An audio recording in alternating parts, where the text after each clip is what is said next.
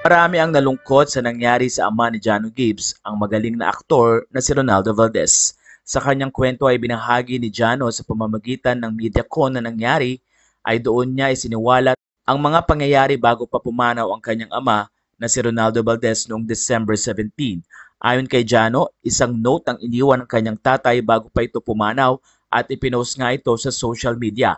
Doon ay tila nagpapaalam na ito. Nabasa man ni Jano ang nasabing post pero agad-agad niya itong dinilit para na rin hindi makita ng mga tao dahil hindi nga magandang mabasa ito.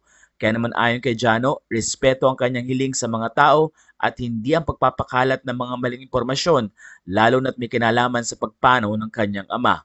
Sinabi rin ni Jano na mahal niya ang kanyang tatay na si Ronaldo Valdez at hindi totoong iniwan nila ito dahil magkasama sila sa isang lugar na nakatira. Ang hiling lang ni Jano ay pagkakaroon ng mga taong hindi marunong rumespeto lalo na sa namayapa niyang ama. Dagdag pa ni Jano, marami mang mga taong bumabatikos sa kanila dahil tila hindi daw ito nagkakaroon ng tila kalungkutan dahil nagpunta pa ito ng Japan. Ayon kay Jano, bago pa man ang kanilang bakasyon sa Japan ay nakaschedule nga ito.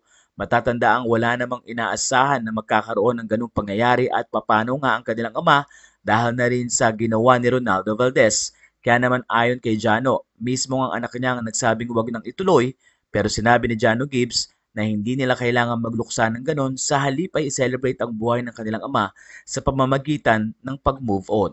Hindi rin inaantala ni Jano ang mga sasabihin ng tao dahil hindi naman nila nalalaman ang tunay na nangyayari sa loob ng kanilang tahanan. Sa nasabing interview ay kasama ni Jano ang kanyang asawa na si Bing Loizaga pati ang kapatid na si Melissa.